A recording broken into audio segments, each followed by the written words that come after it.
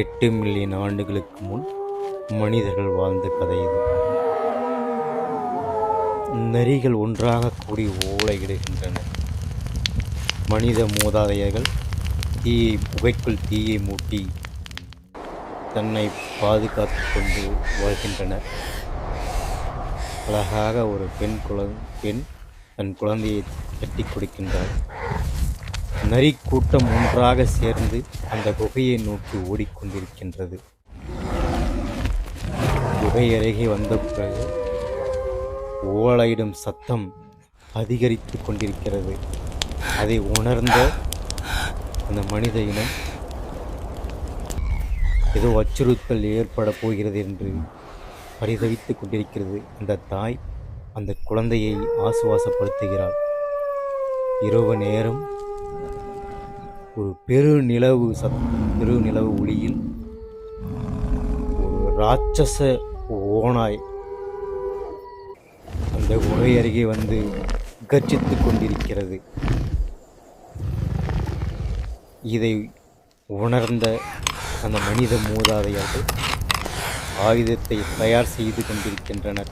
அந்த விலங்கை வேட்டையாட ஓநாய்களெல்லாம் ஒன்று கூடி அந்த குகை அருகே வந்து ஓலையிட்டு கொண்டிருக்கின்றது.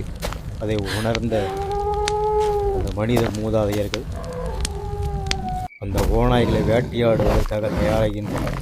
ஒரு ஓநாய் அவர்கள் தயார் செய்த தடுப்புச் சுவரை, அவர்கள் தங்கியிருக்கும் தடுப்புச் சுவரை உடைத்து கொண்டு உள்ளே வருகின்றது. உள்ளே வந்து கர்ஜிக்கிறது.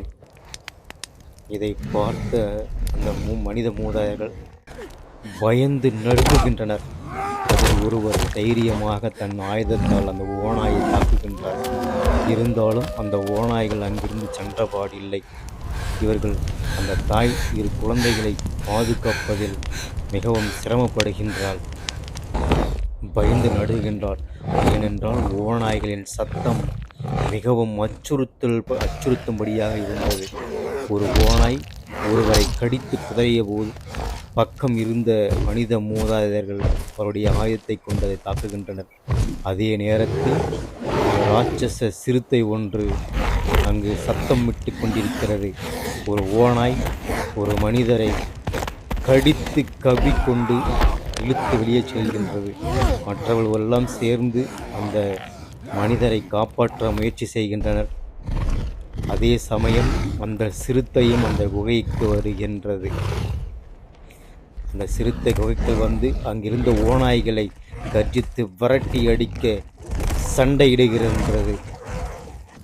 ஆனாலும் இவர்களுக்கு ஏதோ ஒரு நம்பிக்கை கிடைத்தது போல் இருக்கின்றனர். அந்த சிறுத்தை அங்கு வந்திருந்த அந்த ஓநாய்களை விரட்டி அடிக்க முயற்சிக்கின்றது. அந்த ஓநாய்களும் சிறுத்தைக்கு சரிசமமாக சண்டையிடுகின்றன.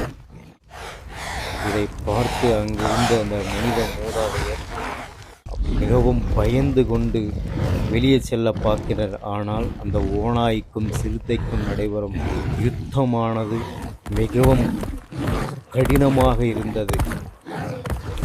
ஓநாய்கள் எல்லாம் ஒன்று சேர்ந்து அந்த சிறுத்தையை கடிக்க துவங்கின.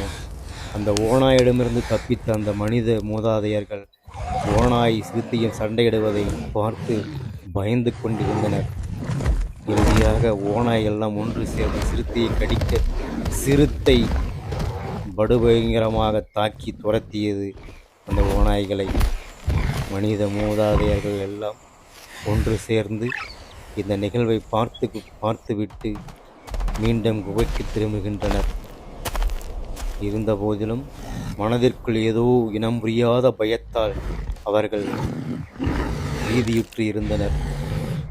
இரவு நேரம் என்பதால் மீண்டும் விலங்குகள் வர நேரிடும் என்று நினைத்து தனது ஆயுதங்களை கூர்மையாக்கிக் கொண்டிருந்தனர் அந்த மனித மூதாதையர்.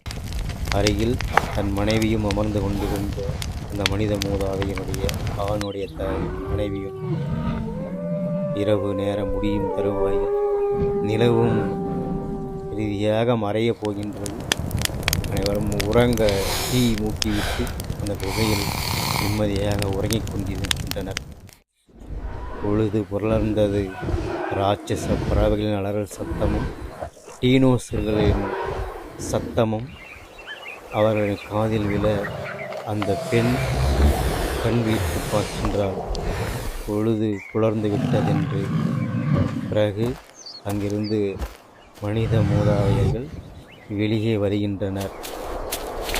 உணவுக்காக குகையிலிருந்து வெளியே மீண்டும் நடக்கத் தொடங்குகின்றனர்.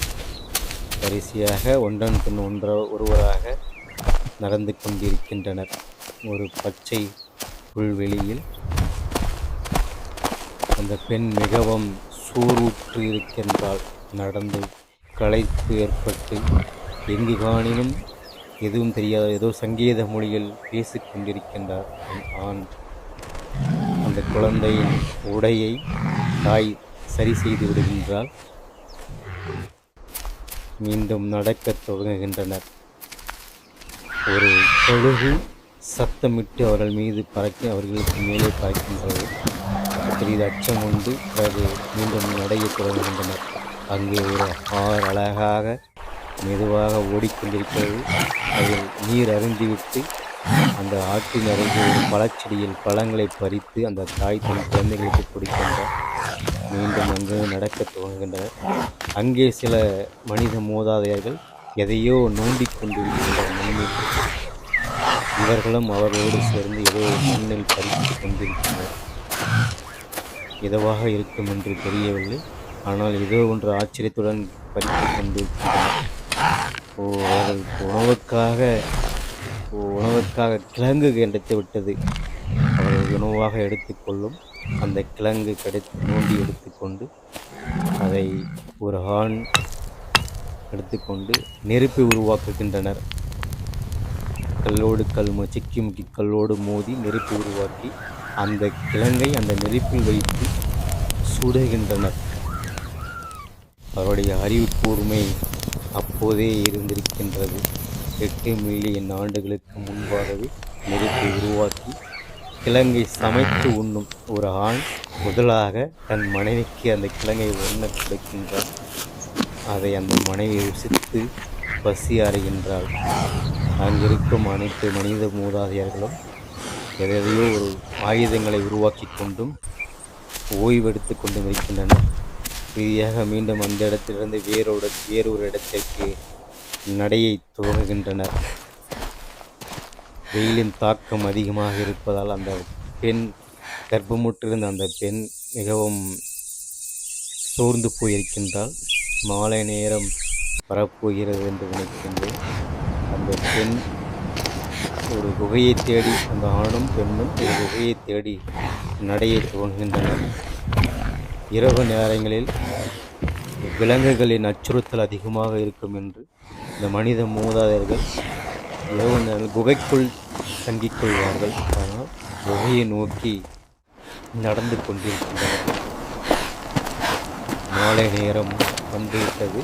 ஏதோ கையை காட்டி குகையை அடைந்து விட்டதாக, குகை இருக்கும் இடத்தை அடைந்து விட்டதாக நினைக்கின்றனர். மீண்டும் தொடர்வோம்.